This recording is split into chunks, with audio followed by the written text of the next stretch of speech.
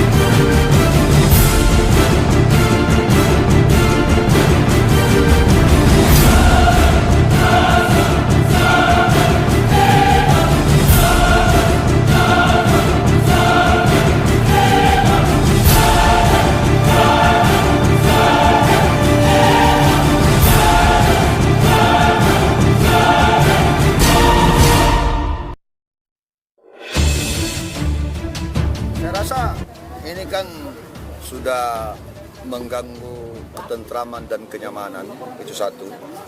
Karena ada jam operasional di luar jam operasional, itu satu. Yang kedua, ya kalau tidak ada izin ya melanggar, ya kan? Nah, cuman kan dalam menentukan sanksi atau hukuman itu harus penyelidikan dan penyidikan. Nah, yang kedua bahwa Perda ini kan ada instansi teknis, makanya kita berkoordinasi. Langkah-langkah apa yang kita lakukan dalam melakukan penentuan sanksi daripada yang melanggar Perda tersebut. Khusus yang Perda Justisi KTP itu kan hanya teknis, jadi kami menghimbau ini kepada para pengusaha hiburan malam yang mempekerjakan ladies itu ya tolong melapor sama aparat setempat, lurah dan camat ya. Ya ada namanya surat keterangan domisili atau apa supaya kita tahu keberadaannya. Karena ini kan yang namanya perpindahan penduduk dari satu tempat itu kan harus ada tercatat sehingga kita tahu yang bersangkutan itu dari mana, dan jika ada hal tertentu kan itu penting bagi mereka yang memiliki alat kelengkapan administrasi kependudukan gitu. Jadi saya rasa ini kan ya, kita menyikapi menjelang Natal dan Tahun Baru ya kami berhimbau ya kepada semua para pengusaha untuk taat pada aturan. Jangan mengatakan biasanya, tapi bagaimana membiasakan aturan. Jadi bukan kebiasaan jadi aturan, tapi bagaimana membiasakan aturan. Pak, kalau untuk temuannya malam ini apa saja? Oh, ini kan kita ada beberapa titik. Tadinya kita mau menyisir yang lain, yang ada indikasi, tapi karena waktu tidak cukup, maka ya kita akan merahasia lagi pada kesempatan yang lain. Ada berapa banyak yang disita, Bang? Ini ada kurang lebih ada Ribuan botol. ya, ada 50 dos ya. Jadi kalau dihitung satu dos itu 12 ya, lumayan juga jumlahnya. Mungkin. Ada ratusan, Bang. Kalau untuk pelanggaran-pelanggaran yang dirahasiakan ini apa saja bentuknya? Ada kan diantaranya pertama pelanggaran administrasi kependudukan, yang kedua pelanggaran izin usaha, yang ketiga pelanggaran operasional. Untuk masing-masing melanggar ini bentuk tindakannya? Tindakannya kan ada macam-macam. Makanya Satpol PP itu kan non justisial ya. Kalau memang yang bersangkutan patuh pada hukum, maka tidak perlu kita lanjutkan kepada pengadilan. Yang ketiga adalah persoalan mengenai kafe, resto, diskotik, itu kan bar itu kan kadang-kadang sudah fungsinya berbeda satu tempat. Jadi dia ada bar, ada restoran, rumah makan, dia juga jual mil nol. Ini makanya harus dikaji lebih teknis karena dia tempatnya sama. ya kan, dia diskotik, ada juga barnya, digabung satu. Padahal dia punya izin juga, izin rumah makan. Jadi makanya dalam penindakan pencabutan izin, apanya yang dicabut izinnya? Karena dia punya izin rumah makan, restoran. Nah, makanya memang harus dikaji. Ini kan memang ada beberapa kelemahan penafsiran terhadap aturan main ini. Makanya pada kesempatan ini kami menghimbau kepada instansi terkait untuk sama-sama menentukan sehingga tidak menjadi ambivalen dalam penegakan hukum dan peraturan daerah.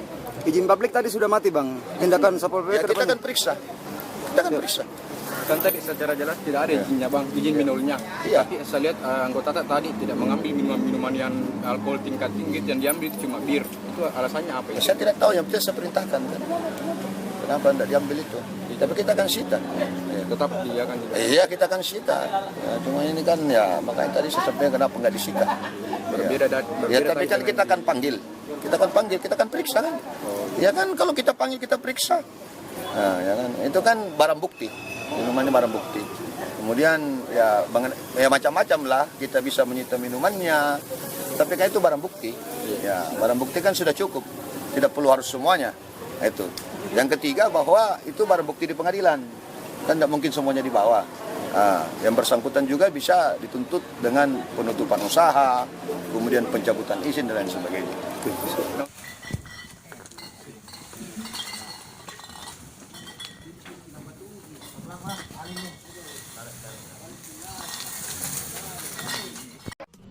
Cukup sampai di sini ya guys video kali ini.